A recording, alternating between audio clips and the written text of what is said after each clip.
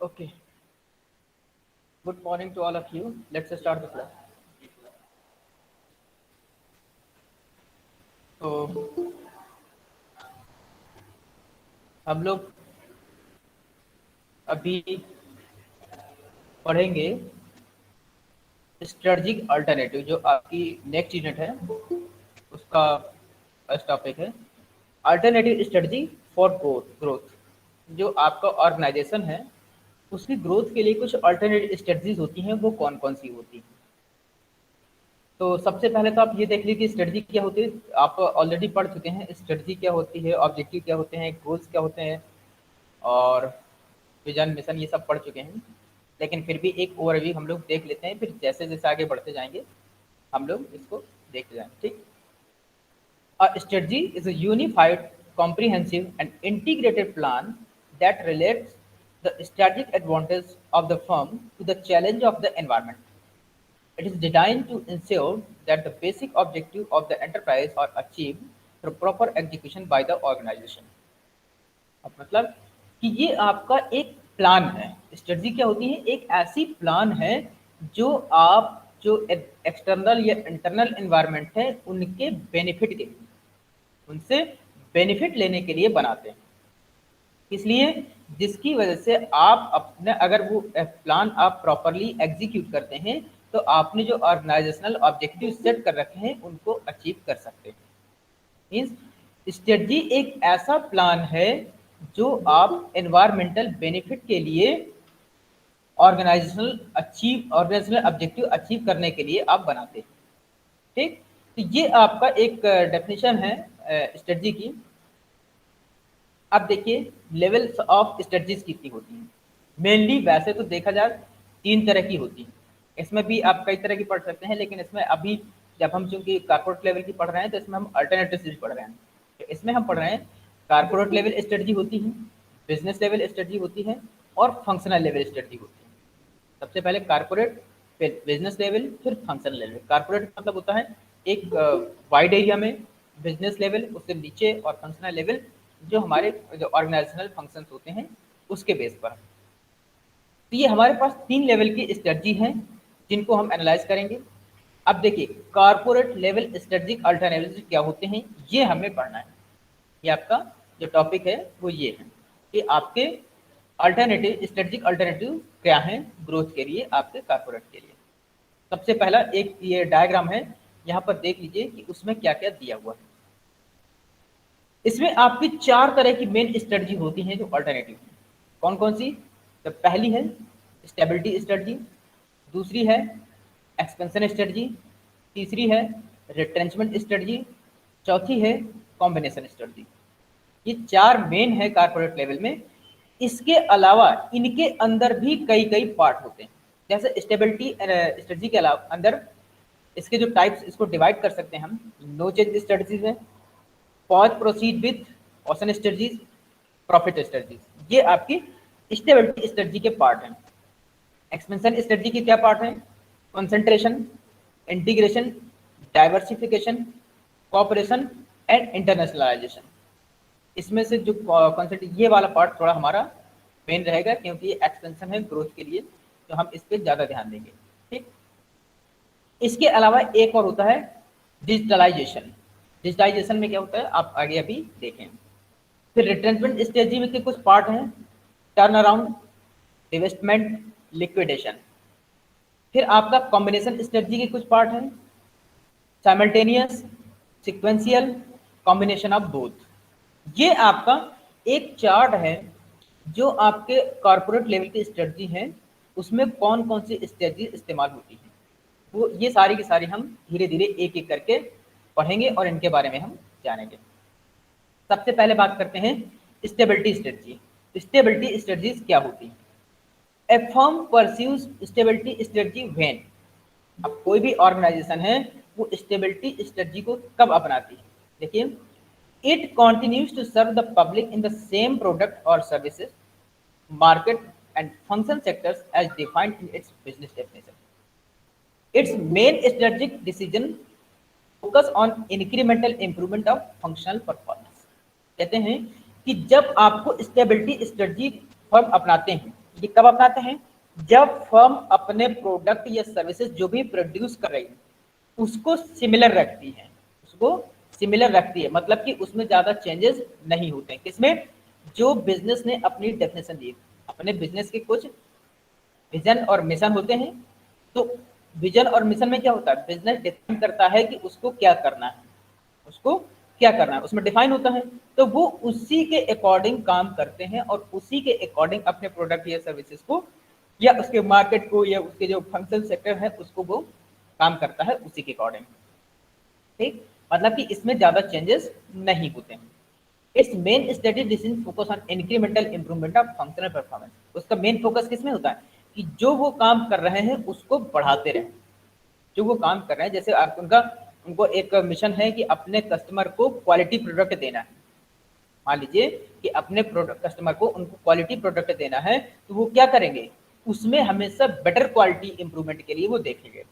उनका प्रोडक्ट वही रहेगा, वही प्रोडक्ट प्रोवाइड करते रहेंगे, लेकिन ये है कि उसको better and better and better and better करते रहेंगे।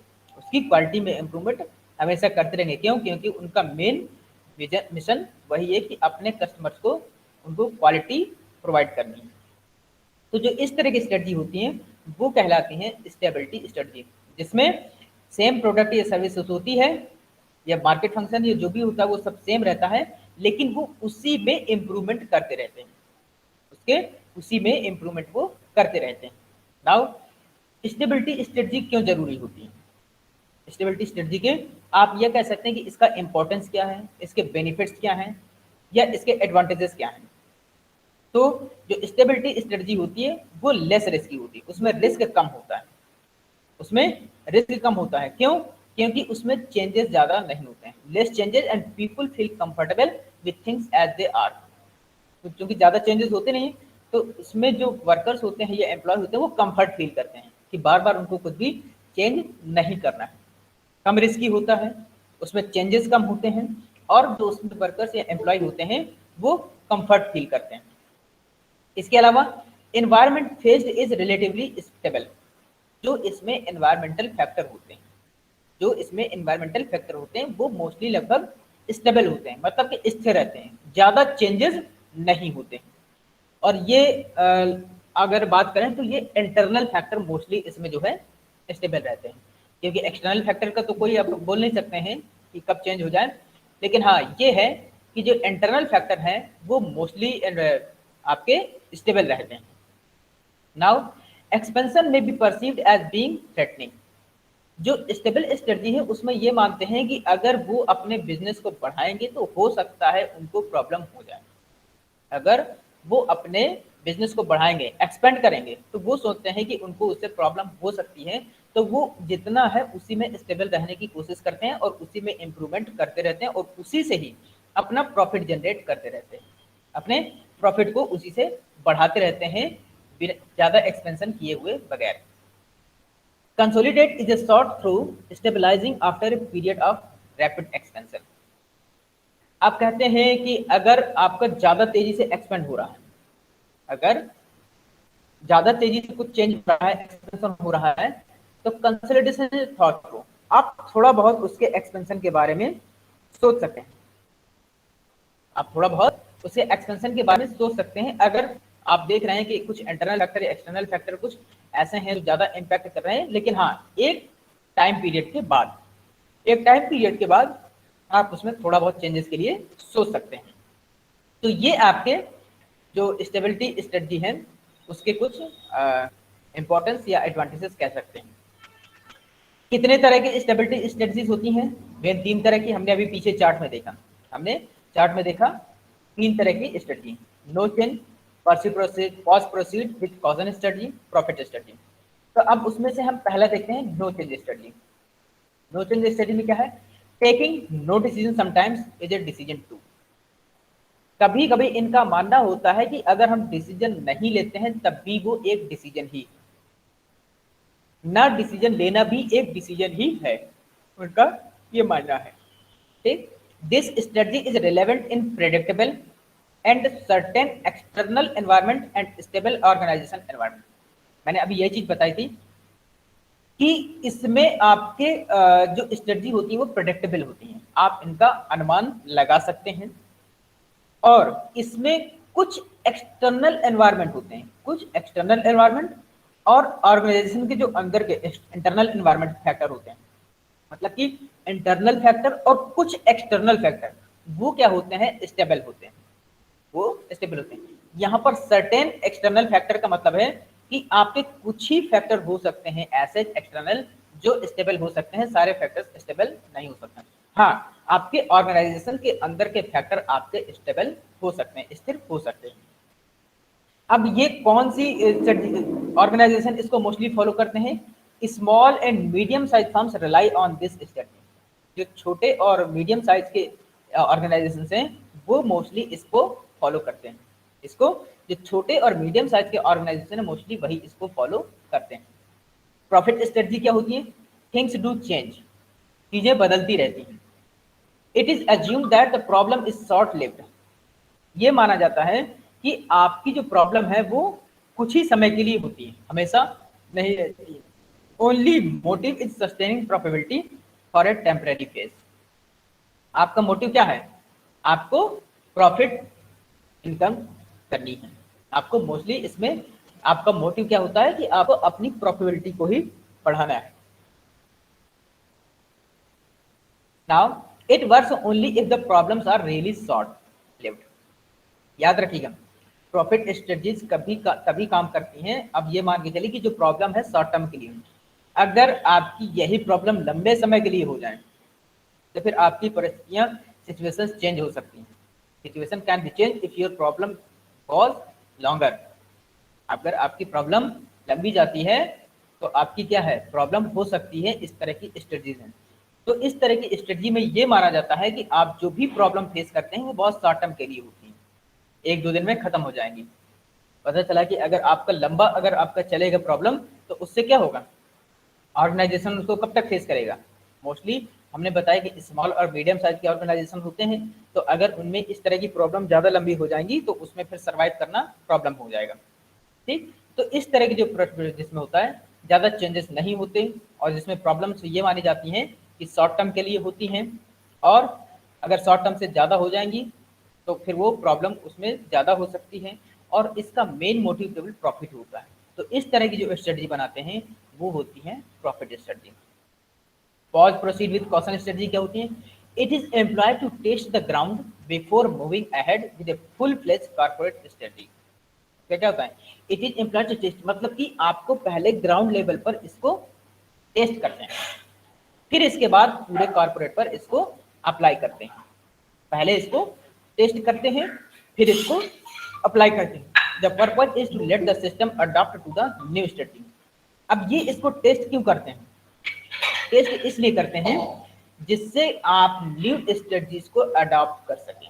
इनका मेन पर्पस क्या होता है? न्यू स्ट्रेटजीज को अडॉप्ट करना, न्यू स्ट्रेटजीज को अडॉप्ट करना। क्यों? क्योंकि इसमें आपको रिस्क होता है, इसमें आपको रिस्क होता है। तो जब आप पहले टेस्ट कर लेंगे, अगर कोई भी स्ट्रेटजी या कोई भी आप प्लान अगर पहले टेस्ट कर लेंगे तो आपको पता होगा कि आप उसको अप्लाई करना है या नहीं करना है।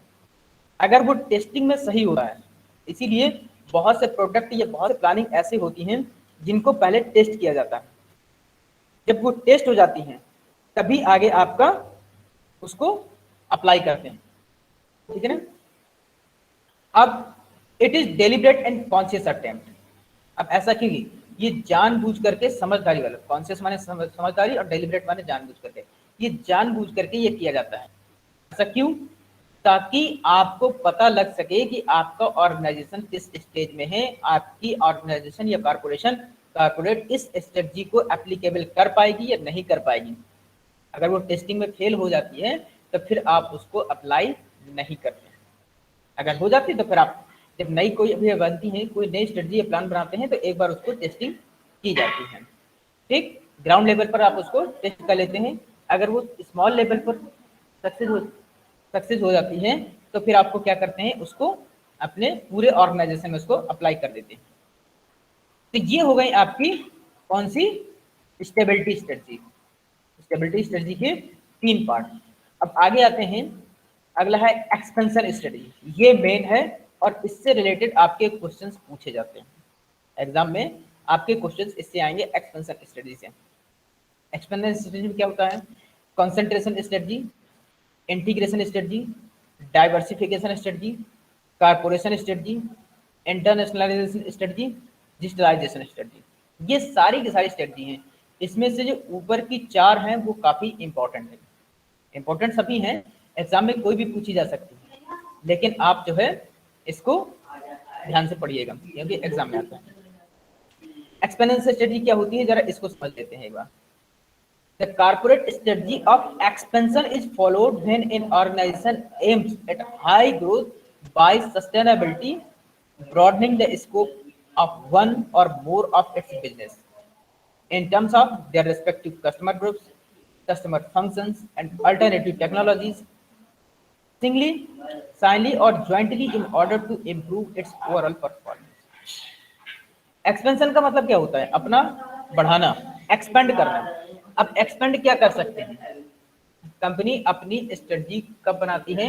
जब उसको मान लीजिए अपने बिजनेस को बढ़ाना हो। अब बिजनेस किस तरह से बढ़ाया जा सकता है? मान लीजिए उसके अपने कस्टमर ग्रुप को इंक्रीज करना चाहता है, अपने कस्टमर ग्रुप को इंक्रीज करना चाहता है, अपने बिजनेस को और वाइड करना चाहता है, अपनी टेक्नोलॉजी को इम्प्रूव करना चाहता है, किसी और के साथ बिजनेस के साथ ज्वाइन करना चाहता है, उसका मर्जर करना चाहता है, उसका एक्विजिशन करना चाहता है, जिससे कि ये सब क्यों होता है? जिससे कि उस ऑर्गेनाइजेशन की ओवरऑल परफॉर्मेंस इंप्रूव हो, जिससे उसकी ओवरऑल परफॉर्मेंस इंप्रूव हो जाए। So the corporate strategy of expansion is followed when और ऑर्गेनाइजेशन, ये कॉर्पोरेट स्ट्रेटजी कभी फॉलो होती है जब क्या होता है? जब ऑर्गेनाइजेशन का टारगेट होता है कि वो अपने जो स्कोप है उसको, बिजनेस को बढ़ा सके, बढ़ा सके, तब वो एक्सपेंशन स्ट्रेटजी को फॉलो करता है। बढ़ाना किस टर्म में होता है? वो किसी भी टर्म में हो सकता है। हो सकता है उसको अपना प्रोडक्शन एक्सपेंड करना हो तो उसके लिए स्ट्रेटजी बनाएगा। अपने कस्टमर्स को कैसा प्रोडक्ट प्रोवाइड करना है ताकि उसका कस्टमर ग्रुप बढ़ सके, उससे रिलेटेड स्ट्रेटजीज हो सकती हैं। टेक्नोलॉजी इंप्रूवमेंट है, उससे रिलेटेड स्ट्रेटजीज होती हैं जिससे उसको टेक्नोलॉजी को इम्प्रूव करे और बेटर अपना परफॉर्मेंस दे सकें। तो ये सारी स्ट्रेटजीज इसीलिए बनती हैं ताकि आपका जो कॉर्पोरेट है ओवरऑल उसकी परफॉर्मेंस बेटर हो सके, कि जो ओवरऑल परफॉर्मेंस है वो इम्प्रूव हो। और हो सकता है कि वो एक साथ कई स्ट्रेटजीज ऐसी बना सकता है जिससे उसके ऑर्गेनाइजेशन की परफॉर्मेंस इम्प्रूव हो। तो एक्सपेंशन का मतलब होता है कि वही वो स्ट्रेटजी जो उसके ओवरऑल बिजनेस की परफॉर्मेंस को इम्प्रूव कर दे। ऐसी स्ट्रेटजीज जो ऑर्गेनाइजेशन की ओवरऑल परफॉर्मेंस को इम्प्रूव करती हैं वो कहलाती हैं expansion strategy.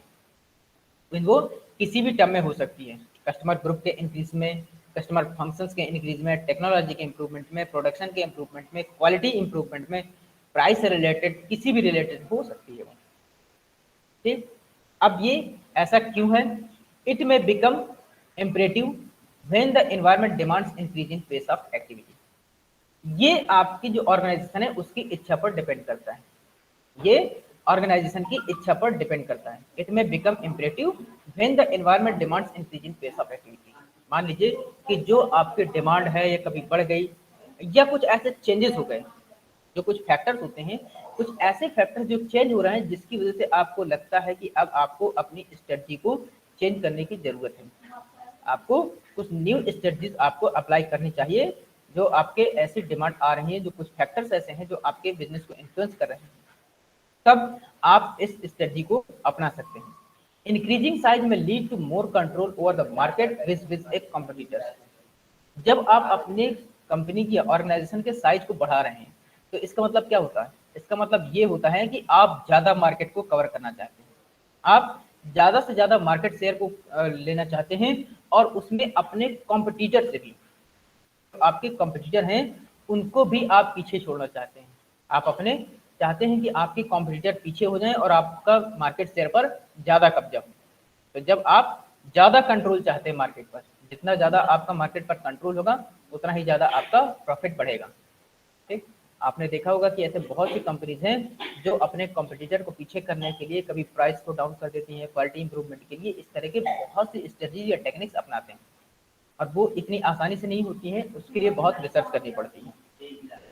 Advantage from the experience curve and scale of operation में एक, अब जो इनके एडवांटेजेस तुम कैसे ले सकते हैं, जो आपका एक्सपीरियंस कर्व, जो आपने पिछले कुछ सालों में एक्सपीरियंस किया है कि लगता है कि अब आप जो है मार्केट शेयर आपको इम्प्रूव करना चाहिए, आपके जो कॉम्पिटिटर हैं आपको लगता है कि वो ज़्यादा बेनिफिट ले रहे हैं, वो आपसे ज़्यादा compete कर रहे हैं, तो आप क्या कर सकते हैं, आपने जो पिछले साल लगातार कई सालों का एनालिसिस करेंगे, आप देखेंगे कि आपने पिछले साल में कितना परफॉर्मेंस किया, उसके पहले कितना अच्छा परफॉर्मेंस किया था, आप अपने कॉम्पिटिटर का देखेंगे कि आपने कैसा उन्होंने परफॉर्मेंस किया, तो इन सब चीज़ों का एनालिसिस करेंगे आप, इन सब चीज़ों का एनालिसिस करेंगे तो आपको पता लग जाएगा कि आपको अब मार्केट शेयर बढ़ाने की ज़रूरत है या नहीं, आपको अपनी स्ट्रेटजीज को चेंज करने की ज़रूरत है, तो आप फिर अपनी स्ट्रेटजी को आप चेंज करके अपनी क्वालिटी या अपने ऑर्गेनाइजेशन को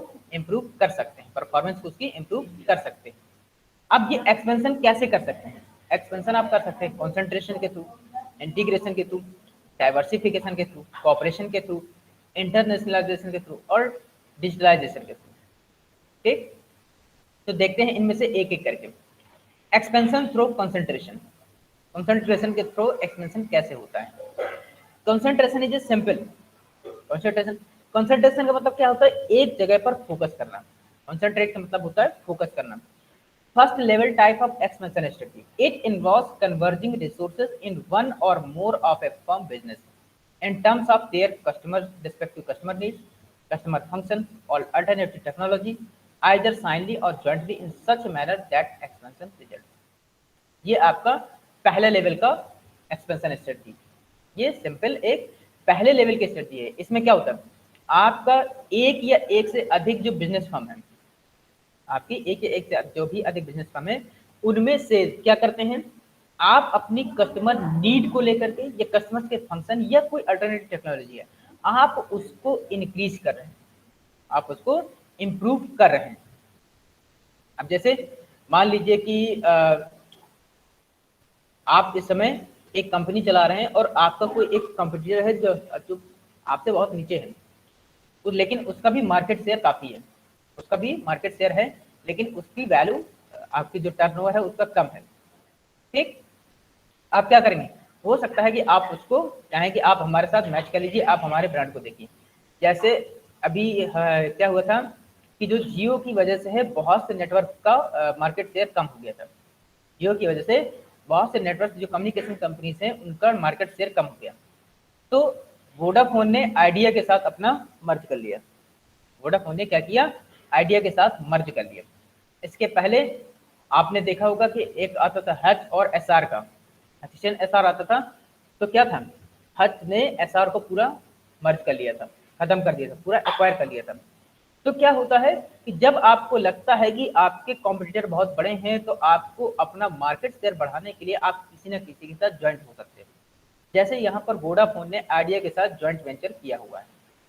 ठीक, तो अब देखिए, जो पहले वोडाफोन के जितने कस्टमर थे या आइडिया के कस्टमर थे वो पहले अलग अलग थे, तो जो उनकी काउंटिंग अलग अलग होती थी अब वो पूरी एक हो गई, अब वो एक हो गई है, तो क्या होगा, उनके मार्केट शेयर बढ़ जाएगा। ठीक, तो आप इस तरह से जो अपनी स्ट्रेटजीज हैं कॉन्सेंट्रेशन उसको अप्लाई कर सकते हैं। Now concentration strategies involve an investment of resources in a product line for an identified market with the help of proven technology। Concentration क्या करती है, जो कंसंट्रेशन स्ट्रेटजी होती है वो क्या करती है, किसी प्रोडक्ट लाइन पर या आइडेंटिफाई मार्केट, एक मार्केट को उसने सेलेक्ट किया और उसमें एक प्रोडक्ट लाइन पर वो इन्वेस्ट कर देती है। कैसे, जो उसमें बेहतर टेक्नोलॉजी, उसने क्या करी, एक बहुत अच्छी टेक्नोलॉजी ली, टेक्नोलॉजी से उसने क्या किया, अपने प्रोडक्ट को इम्प्रूव किया, प्रोडक्ट लाइन को अपनी बढ़ाया, अपनी प्रोडक्ट लाइन को बढ़ाया और उसमें प्रोडक्ट लाइन के अपना उसमें इन्वेस्टमेंट किया, उसने अपना जो फंड था उसमें इन्वेस्ट कर दिया, किसको, प्रोडक्ट लाइन को बढ़ाने में। क्यों, क्योंकि उसके पास बेटर टेक्नोलॉजी अब आ गई, बेटर टेक्नोलॉजी आ गई, तो उसने प्रोडक्ट लाइन को बढ़ाया और उसमें इन्वेस्ट किया, जिससे क्या होगा, उसके मार्केट शेयर बढ़ने के चांसेस हो जाएंगे, इससे उसके मार्केट शेयर बढ़ने को चांसेस हो जाएंगे। तो कंसल्टेंसी में क्या होता है, कि वो वहां पर इन्वेस्ट करते हैं जहां पर प्रोडक्ट लाइन को बढ़ाना हो एक आइडेंटिफाइड मार्केट में। एक आइडेंटिफाइड मार्केट में मतलब कि एक मार्केट को आपने टारगेट कर लिया, वहां पर आप अपनी प्रोडक्ट लाइन को उतारिए विद द एडवांस टेक्नोलॉजी, नई टेक्नोलॉजी के साथ लॉन्च कीजिए तो आपको उसका बेनिफिट मिल सकता है। अब यहाँ पर देखिए एनसॉफ प्रोडक्ट मैट्रिक्स है, याद रखिएगा ये कंपटीशन में काफी कुछ पूछा जाता है।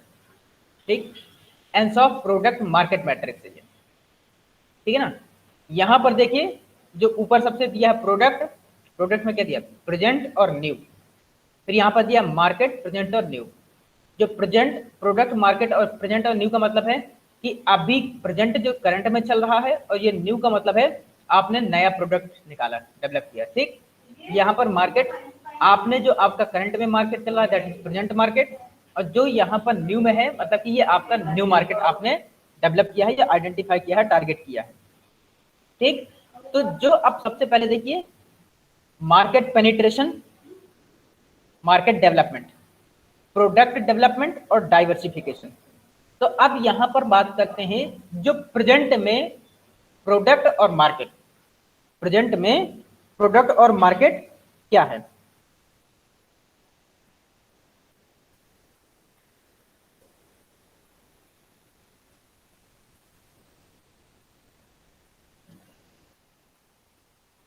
ठीक, कैसे करंट में मार्केट पेनिट्रेशन, मार्केट में आपका क्या है, मार्केट में लोगों को अट्रैक्ट कर रहे हैं, मार्केट में लोगों को अट्रैक्ट कर रहे हैं किस वजह से, आपका जो अभी प्रेजेंट में मार्केट है उसी में। मान लीजिए आपका कानपुर में मार्केट है, ठीक, और कानपुर में आपका कोई एक प्रोडक्ट चल रहा है, तो आप वहीं पर क्या करते हैं कीमतें कम कर देते हैं, कीमतें कम कर देते हैं, जिससे पहले आपका मान लीजिए एक बिस्किट मैन्युफैक्चरिंग कर रहे थे, पहले आपके बिस्किट के एक पैकेट की कीमत थी 10 रुपए, अब आपने क्या कर दिया 8 रुपए, आपने सब कुछ उसी कीमत के साथ आपने 8 रुपए कर दिया। तो क्या होगा, आपका जो प्रेजेंट मार्केट है वो बढ़ेगा, क्योंकि आपकी कीमत घटने से आपकी डिमांड बढ़ जाती है, डिमांड बढ़ जाती है। ये अभी करंट सिचुएशन है, ये आपकी करंट सिचुएशन है। या फिर आप क्या कर सकते हैं, आपके पास प्रोडक्ट वही है, ये यहां पर था भी आपने प्रोडक्ट वही है मार्केट वही है, केवल क्या किया है आपने कीमत कम कर दी है। ठीक, अब क्या कर सकते हैं, आपने नया मार्केट टारगेट किया है और उसी प्रोडक्ट को लॉन्च कर रहे हैं, आपने वही प्रोडक्ट नए मार्केट पर लॉन्च कर रहे हैं, नए मार्केट पर लॉन्च कर रहे हैं। यहाँ पर ये मार्केट डेवलपमेंट का मतलब है कि यहाँ पर आपका प्रोडक्ट वही है और मार्केट आप जो है नया टारगेट किए हैं, जहां पर आप उसको अपने प्रोडक्ट को सर्विस दे रहे हैं। ठीक, अगली यहाँ पर देखिए नया प्रोडक्ट है, नया प्रोडक्ट है और मार्केट वही है, यहाँ पर नया प्रोडक्ट मार्केट वही, मतलब कि जैसे कानपुर में अभी आप बिस्किट बेच रहे थे, बिस्किट की जगह आप चॉकलेट बेचने लगे। अब जो है ये प्रोडक्ट डेवलपमेंट, यहाँ पर आप बिस्किट को बेचते ही थे, अब यहाँ पर आपने चॉकलेट भी बेचना चालू कर दिया। तो आपने क्या किया, एक नया प्रोडक्ट मार्केट में उतार दिया। ठीक, या फिर आपने क्या किया, जो नया मार्केट है और नया प्रोडक्ट, जो नया मार्केट है उसमें नया प्रोडक्ट, मतलब कि पहले जो आपका जैसे बिस्किट बनाते, यहाँ पर देखिएगा प्रेजेंट वाले में product present, market present, market penetration, आपने क्या किया, आपका प्रोडक्ट भी वही है मार्केट भी वही है, केवल आपने कीमत कम कर दी लोगों को अट्रैक्ट करने के लिए, अपना मार्केट शेयर बढ़ाने के लिए। ठीक, अगले में देखिए प्रोडक्ट प्रेजेंट मार्केट न्यू, आपने वही प्रोडक्ट को नए मार्केट जो टारगेट है, मान लिया अभी कानपुर में बेच रहे थे, अब आपने लखनऊ में बेचना चालू कर दिया, तो आपने ये मार्केट नया मार्केट डेवलप कर लिया। ठीक, अब यहाँ पर देखिए नया प्रोडक्ट कानपुर में अभी बेच रहे थे, कानपुर में ही पहले बिस्किट बेचते थे, अब चॉकलेट बेच रहे हैं। ठीक, या फिर आप लखनऊ में जो है, कानपुर में यहाँ बिस्किट बेच रहे हैं, लखनऊ में जाकर के आप चॉकलेट बेचने लगे। ये क्या है, डाइवर्सिफिकेशन, एक नया मार्केट नया प्रोडक्ट, इसको बोलते हैं डाइवर्सिफिकेशन। आप डाइवर्सिफाई कर रहे हैं, अपने बिजनेस को और विस्तृत कर रहे हैं, अपनी प्रोडक्ट लाइन भी बढ़ा रहे हैं आप। ठीक, तो इसमें क्या होता है, इससे आपको, इससे क्या होगा, आपका जो है जो मार्केट शेयर है वो बढ़ जाएगा। आप ये क्यों करते हैं, आप जो है मार्केट शेयर अपने प्रॉफिट को बढ़ाने के लिए ये एनसॉप प्रोडक्ट मैट्रिक्स आपको क्या करती है, मार्केट को आइडेंटिफाई करने में, न्यू प्रोडक्ट डेवलपमेंट में आपको हेल्प करती है। जो एनसॉप प्रोडक्ट मार्केट मैट्रिक्स है आपको न्यू प्रोडक्ट डेवलपमेंट में, न्यू मार्केट आपको टारगेट करने में, आपके प्रोडक्ट के डाइवर्सिफिकेशन में, इन सब में आपको हेल्प करती है। ठीक, अब आगे देखते हैं इसमें जो अलग अलग स्ट्रेटजीज हैं वो कैसे हैं। मार्केट पेनिट्रेशन, मार्केट पेनिट्रेशन क्या है? Market penetration involve selling more product to the same market. अब ये चीज मैंने बताई, उसी में सेम मार्केट में ही आपको ज्यादा प्रोडक्ट बेचना है। जैसे आपने क्या किया, प्राइस कम कर दिया या क्वालिटी बढ़ा दी, ऐसा कुछ करिए। A firm may attempt at focusing intensely or existing market with its present products using a market penetration type of concentration। आपको सेम मार्केट में उसी प्रोडक्ट को ज्यादा बेचना है, किसी भी तरीके की स्ट्रेटजी अपना। जैसे आपने प्राइस कम कर दिया, क्वालिटी इंप्रूव कर दिया, या आपने उसी प्राइस में क्वांटिटी ज्यादा कर दी, इस तरह की आप स्ट्रेटजी अपना करके उसी मार्केट में उसी प्रोडक्ट को ज्यादा सेल कर रहे हैं। तो ये कहलाता है आपका market penetration type of concentration. ठीक, ये आप चाहे इंटेंसली कर लें या आप चाहे आप स्ट्रेटजी बना करके करें। ठीक, market development, it involve selling the same product to new market. अभी जैसे मैंने बताया कि जैसे आप बिस्किट कानपुर में बेच रहे थे, अब क्या कर रहे हैं, आप लखनऊ में बेच रहे हैं। यहाँ पर क्या है, प्रोडक्ट वही है, मार्केट आपका नया है। इट में try attracting new users for existing products resulting in A market development type of concentration. आपने लखनऊ में भी बिस्किट बेचना चालू कर दिए, इसके बाद वाराणसी में, इसके बाद आगरा में, आप जो है ये नए नए मार्केट डेवलप कर रहे हैं। ये मार्केट डेवलप कर रहे हैं, अपने बिस्किट की सेल पहले कानपुर में थी, केवल अब और कई जगह पर कर रहे हैं। Product development, it involve selling new products to the same market. अब यहाँ पर क्या है कि मार्केट वही है, कानपुर ही था, कानपुर में अभी तक आप बिस्किट बेच रहे थे, लेकिन अब यहाँ पर आपने चालू कर दिया चॉकलेट बेचना। अब आपने यहाँ पर चॉकलेट बेचना चालू कर दिया। It may introduce newer products in the existing market by concentration on product development. आपने अपनी प्रोडक्ट लाइन को बढ़ाई, एक नया प्रोडक्ट लाए और सेम मार्केट में आप बेचना चालू कर रहे हैं। ये हो गया। अब बात करते हैं expansion through integration. Expansion through integration, आपने कंसंट्रेशन पढ़ लिया, अब इंटीग्रेशन के थ्रू हम एक्सपेंड कैसे कर सकते हैं देखिए। Integration from the Latin integer meaning whole और एंटायर। इंटीग्रेशन का मतलब है पूरा या कंप्लीट। ठीक, integration generally means combining parts so that they work together और form a whole. Information technology there are several common uses. यहाँ पर ये होता है कि अगर आपके बिजनेस के कई पार्ट हैं, कई ऑर्गेनाइजेशन हैं, तो उनको सबको मिला देना, उनको सबको मिला करके एक पूरा पार्ट बना देना। Integration during product development process in which separately produced components और subsystems are combined and problems in their interaction are address. मान लीजिए कि जब अभी आप बिस्किट वगैरह बना रहे थे, अब आपको क्या है, चॉकलेट बनाना है। अब आप चॉकलेट बना रहे हैं, तो इसमें आपके जितने भी डिपार्टमेंट हैं, आपके उस प्रोडक्शन के जितने भी कंपोनेंट्स हैं, अभी जो बिस्किट मैन्युफैक्चरिंग की जो प्रोसेस हो रही थी, उसमें जो मशीन थी, उसमें एम्प्लॉय वो थे, आपने क्या किया, उन सबको आप एक कंबाइंड कर दिया। आपने कंबाइंड कर दिया और फिर देखेंगे कि उसमें कहीं कोई प्रॉब्लम तो नहीं हो रही। अगर उसमें कोई प्रॉब्लम हो रही है तो उसको आइडेंटिफाई करें और उसको हम कैसे रिमूव कर सकते हैं, हम अपनी उस प्रॉब्लम को कैसे रिमूव कर सकते हैं। ठीक, तो ये है आपका इंटीग्रेशन स्ट्रेटजी। क्या कि आप अपने जो डिपार्टमेंट है या उसके कोई ऑर्गेनाइजेशन, उसके जितने भी पार्ट हैं, हम उनको पूरा एक सबको साथ मिला दें, हमारे पास सबको साथ मिला दें, तो ये कहलाती है इंटीग्रेशन स्ट्रेटजी। या इसी के साथ ये भी हो सकता है कि आप जो दूसरे ऑर्गेनाइजेशन हैं उनको भी अपने साथ मिला लें, उनको भी अपने साथ मिला लें। ठीक, अब देखिए जो इंटीग्रेशन है वो कितने तरीके से हो सकता है। हॉरिजॉन्टल इंटीग्रेशन, हॉरिजॉन्टल इंटीग्रेशन का मतलब होता है when an organization takes up the same type of products at the same level of production और marketing process, it is said to follow a strategy of horizontal. जब कोई organization same product same level के production पर करता है और उससे related जो स्ट्रेटजी बनाता है, उससे रिलेटेड जो स्ट्रेटजी बनती है, same type of product at the same level of production और मार्केटिंग प्रोसेस। ठीक, मतलब कि जैसे बिस्किट बना रहे हैं, अब हम बिस्किट का ही एक कोई दूसरा फ्लेवर बना रहे हैं, बस बना बिस्किट ही रहे हैं लेकिन हम कोई एक दूसरा फ्लेवर बना रहे हैं और सबकी उसकी प्रोडक्शन प्रोसेस वही है। तो ये कहलाता है हॉरिजॉन्टल इंटीग्रेशन। वर्टिकल इंटीग्रेशन क्या होता है? When an organisation starts making new products that serve its own needs, vertical integration takes place. Any new activity undertaken with the purpose of either supplying inputs such as raw materials or serving as a customer for an output such as marketing of firm's product, it is vertical integration। मतलब कि जब आप नया product develop कर रहे हैं या कोई नई मार्केट बना रहे हैं या कोई नया प्रोसेस कर रहे हैं या कोई नई रॉ मटेरियल की सप्लाई कर रहे हैं, मतलब कि जब कोई आप नया वर्क स्टार्ट करते हैं, जब आप कोई नया वर्क स्टार्ट करते हैं तो वो कहलाता है वर्टिकल इंटीग्रेशन। किसके साथ?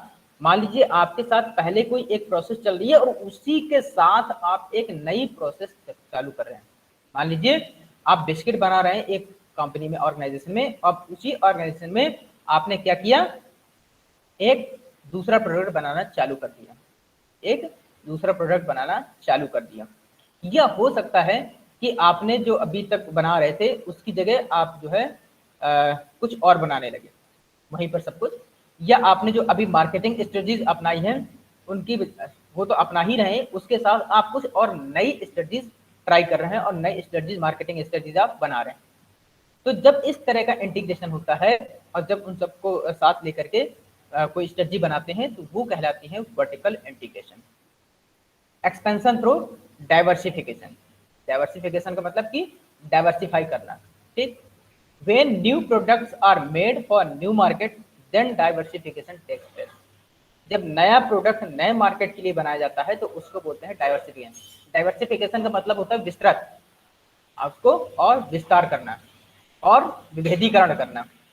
Take place the nation of diversifying, the notion of diversifying is therefore related to the newness of products और मार्केट्स आर बोथ। तो डाइवर्सिफिकेशन का मतलब है कि आप जो नई नई चीजें कर रहे हैं, जो नई नई चीजें कर रहे हैं, तो चाहे आप नया प्रोडक्ट डेवलप कर रहे हो, चाहे नया मार्केट डेवलप कर रहे हो, या नई टेक्नोलॉजी डेवलप कर रहे हो, ये कुछ भी नया कर रहे हैं, ठीक है, ये सब मिलाकर के नया कर रहे हो, मतलब कि नया प्रोडक्ट, नया मार्केट, नई टेक्नोलॉजी सब एक साथ कर रहे हैं। तो जो इस तरह की स्ट्रेटजी होती हैं वो कहलाती हैं diversification. Bye adopting diversification an organization does something novel in terms of making new products or serving new markets or doing both simultaneously। Sorry. तो जब कोई भी ऑर्गेनाइजेशन अगर डाइवर्सिफाइड स्ट्रेटजीज को फॉलो करता है तो उसका मतलब होता है कि वो एक अच्छा काम करने जा रहा है इन टर्म्स ऑफ किस टर्म में, मतलब कि वो एक नया प्रोडक्ट सर्व कर रहा है या नया मार्केट सर्व कर रहा है, या हो सकता है कि दोनों चीजें वो कर रहा है उसका, या इसके अलावा हो सकता है नई टेक्नोलॉजी सर्व कर रहा। ऐसी बहुत सी चीजें होती हैं। जैसे आपने देखा होगा कि कोई एक कंपनी है, जो मोबाइल कंपनीज हैं वो क्या करती हैं, पहले जो कीपैड फोन बनते थे, अब वही देखिए अपने प्रोडक्ट को डाइवर्सिफाई किया, नई टेक्नोलॉजी यूज की, अब एंड्रॉयड फोन आने लगे, एप्पल आईफोन आने लगे।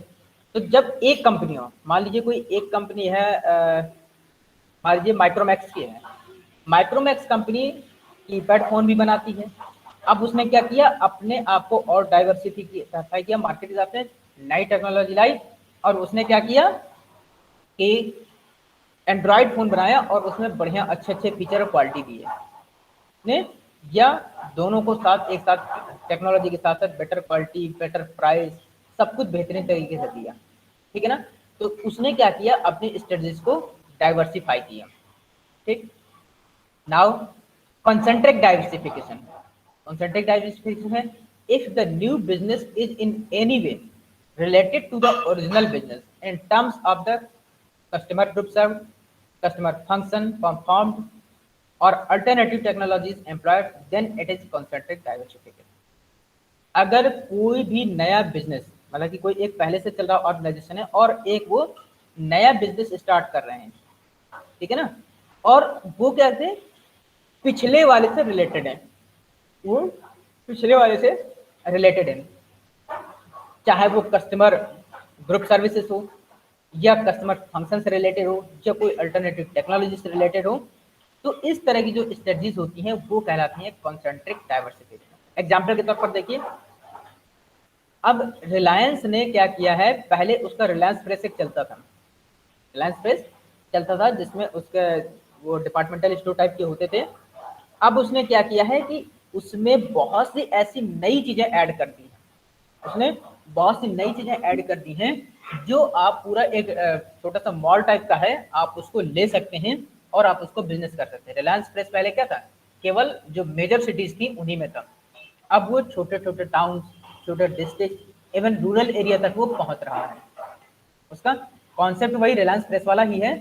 अब उसी में वो सारी चीजें हैं, जैसे आपको वेजिटेबल्स, आपको फ्रूट्स, फूड आइटम्स, आपको इलेक्ट्रॉनिक आइटम्स, ये सारी चीजें आपको, ये आपको सारी चीजें वहां मिल जाती हैं। तो जब कोई नया बिजनेस आपने ओरिजिनल बिजनेस से रिलेटेड होता है और कुछ नया करता है तो वो कहलाता है कंसेंट्रिक डाइवर्सिफिकेशन। नाउ जो कंसेंट्रिक डाइवर्सिफिकेशन है तो उसके कितने टाइप्स होते हैं जरा देख लेते हैं। Marketing related concentric diversification, a similar type of product is offered with the help of unrelated technology। मतलब कि टेक्नोलॉजी से उसका कोई लेना देना नहीं होता और हम सेम टाइप के प्रोडक्ट ऑफर करते हैं, हम सेम टाइप के प्रोडक्ट ऑफर करते हैं एक मार्केट में। हम मार्केट में जो similar type of product offer with the help of unrelated technology, कोई एक अलग हुई तरह का प्रोडक्ट हम पेश कर रहे हैं। ठीक, now technology related concentric diversification, a new type of product or service is provided with the help of related technology। अब यहाँ पर देखिए जो मार्केटिंग रिलेटेड कंसेंट्रिक डाइवर्सिफिकेशन है, a similar type of product is offered with the help of unrelated technology। यहाँ पर unrelated technology का मतलब क्या है कि एक ऐसा प्रोडक्ट आप जो पहले प्रोडक्ट आप सर्विस कर रहे थे उसमें से अब आप क्या करें, उस प्रोडक्ट से अलग कोई टेक्नोलॉजी इस्तेमाल कर रहे हैं। जो उसमें अभी तक जो टेक्नोलॉजी इस्तेमाल हो रही थी अब उससे कोई अलग तकनीक इस्तेमाल कर रहे हैं। मतलब कि जो अभी तक टेक्निक थी उसको अब हटा करके आप कोई न्यू टेक्निक से नया वही प्रोडक्ट को अब लॉन्च कर रहे हैं, उसी प्रोडक्ट को अब नए तरीके से लॉन्च करना है। जैसे आपने देखा होगा जो ब्यूटी प्रोडक्ट होते हैं ना उसमें क्या कहते हैं कि पहले ऐसे देते रहते हैं, ये कई साल तक वो चलता रहा, फिर उसमें कहते हैं कि हमने अब इसमें कार्बन पार्टिकल से ऐड कर दिया, इसमें ये ऐसा कर दिया। प्रोडक्ट वही है, प्रोडक्ट वही है नई टेक्नोलॉजी के साथ। पहले तो पहले क्या कार्बन पार्टिकल नहीं था, नहीं था। अब जो है अब क्या करते हैं उसमें कार्बन पार्टिकल के साथ अब आपको ज्यादा फेयर कर देगा, ज्यादा गोरे हो जाएंगे, इस तरह से कहता हूं। उन्होंने कहा कि हमने इसमें एक नई टेक्नोलॉजी इस्तेमाल की है। ठीक, now technology related concentric diversification, a new type of product और services is provided with the help of related technology. अब आप एक नए तरह का प्रोडक्ट दे रहे हैं उसी तकनीक से। उसमें क्या था, प्रोडक्ट वही था, आपकी टेक्निक नहीं थी। यहां पर क्या है, प्रोडक्ट बदल गया, टेक्निक वही है। ठीक है ना, तो आप उसी प्रोडक्ट को बदल दिए नया प्रोडक्ट, एक वही तकनीक से आप नया प्रोडक्ट दे रहे हैं।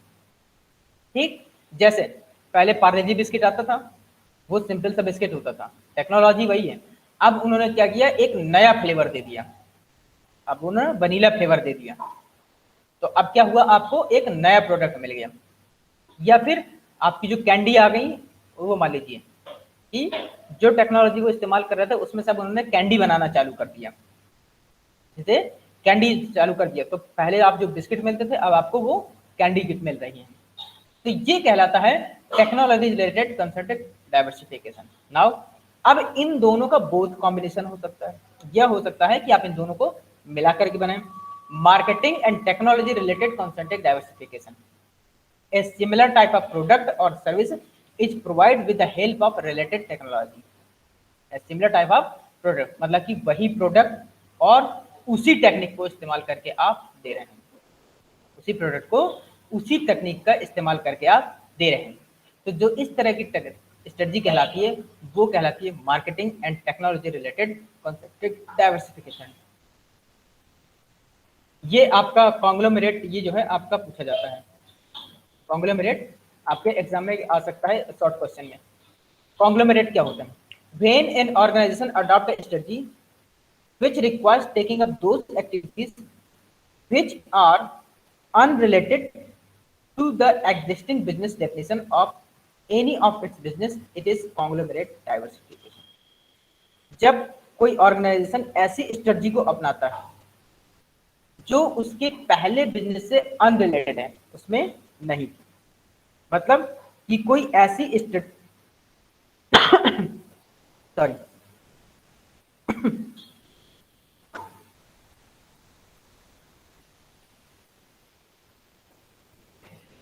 when an organization when an organization adopts a strategy which requires taking up those activities which are unrelated to the existing business definition of any of its business, it is conglomerate diversification। जब कोई organisation ऐसी strategies अपनाता है जो उससे related नहीं है, जो पहले ऑलरेडी थी, जो उन एक्टिविटीज से रिलेटेड नहीं है, इनसे जो ऑलरेडी उसमें एक्टिविटीज चल रही हैं, जो ऑलरेडी उसमें एक्टिविटीज हैं, उनसे कोई जब अलग हट करके कोई हम स्ट्रेटजीज अपनाते हैं तो वो कहलाती हैं conglomerate diversification. When an organization adopts a strategy which requires taking up those activities which are unrelated to the existing business definition, मतलब कि ऐसी स्ट्रेटजीज में जो हमें ऑलरेडी एग्जिस्टिंग एक्टिविटीज हैं उनको हम उनसे रिलेट न करके एक अलग तरह की स्ट्रेटजीज बनाते हैं, तो this is called your conglomerate diversification. Now why are diversification strategy applied? अब डाइवर्सिफिकेशन स्ट्रेटजी क्यों अपनाई जाती है? Diversification strategies are adapted to minimize risk by spreading it over several business। हम अपने रिस्क को कम कर सकते हैं कैसे? अपने जो बिजनेस है उसको स्प्रेड का मतलब कि फैला करके, जितना ज़्यादा हमारा बिजनेस फैलेगा उतना ही हमारा प्रॉफिट बढ़ेगा, उतना ही प्रॉफिट बढ़ेगा, प्रॉफिट बढ़ेगा तो हमारा रिस्क कम होगा। Diversification strategies are adopted to minimise risk by spreading it over several business. जब आप कई बिजनेस कर लेते हैं ना तो आपको कहीं ना कहीं से तो प्रॉफिट होता ही रहेगा। जैसे रिलायंस के कितने ग्रुप हैं, तो आपको लगता है कि रिलायंस का अगर एक सेक्टर ऐसा है जिसमें अगर प्रॉफिट ना हो रहा तो सारे के सारे सेक्टर होंगे? नहीं, अगर उसको एक सेक्टर से प्रॉफिट बंद हो रहा है तो हो सकता है दूसरा उसको ज़्यादा दे रहा हो, तो क्या होगा? इससे आपको रिस्क कम हो जाएगा और प्रॉफिट आपका बढ़ जाएगा। Diversification may be use to capabilities and business model so as to maximize। diversification may use to capabilities and business model so as to maximize। आपका जो कैपेबिलिटीज हैं उसको मैक्सिमाइज करने के लिए, जो आपकी बिजनेस की कैपेबिलिटीज हैं उसको मैक्सिमाइज किया जा सकता है डाइवर्सिफिकेशन के मदद से।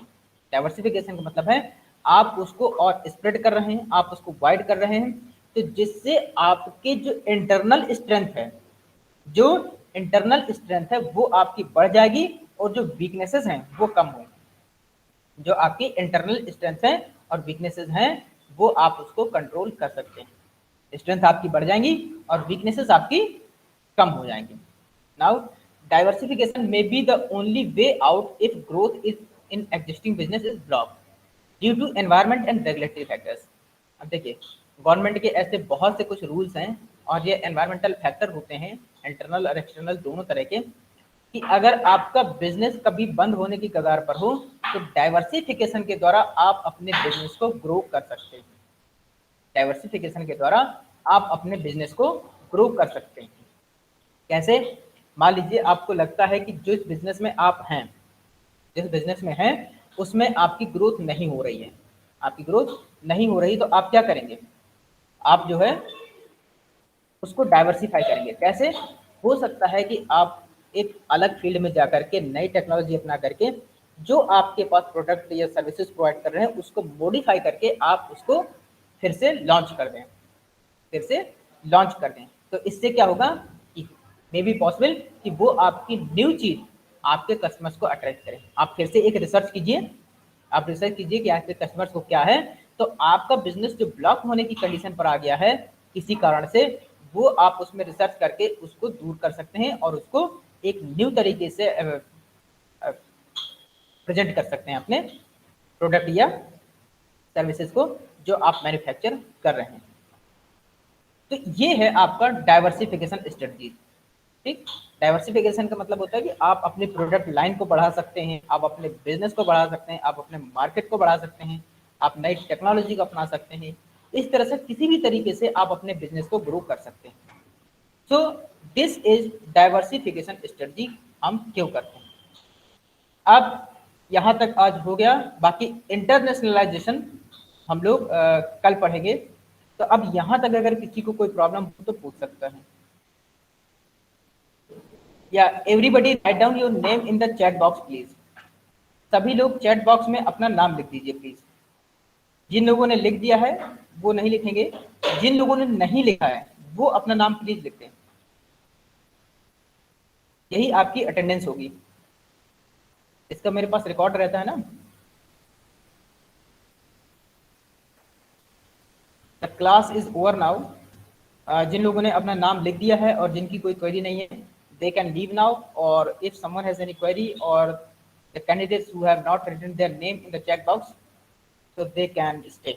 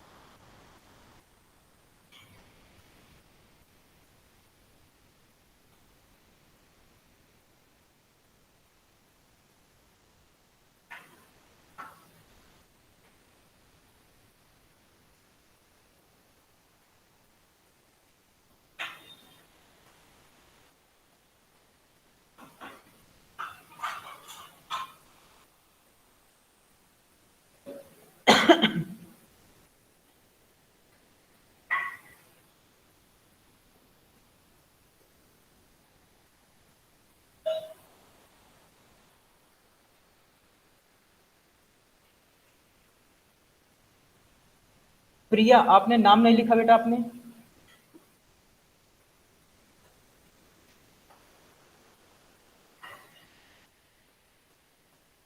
प्रिया, नाम लिख दीजिए अपना।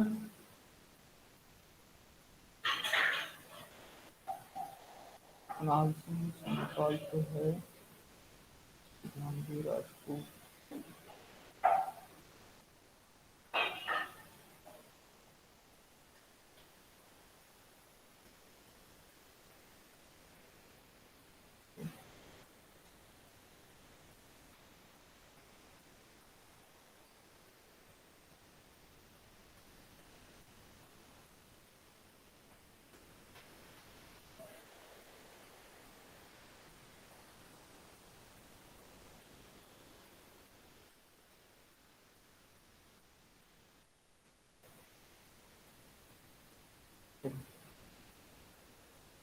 Thank you to all of you.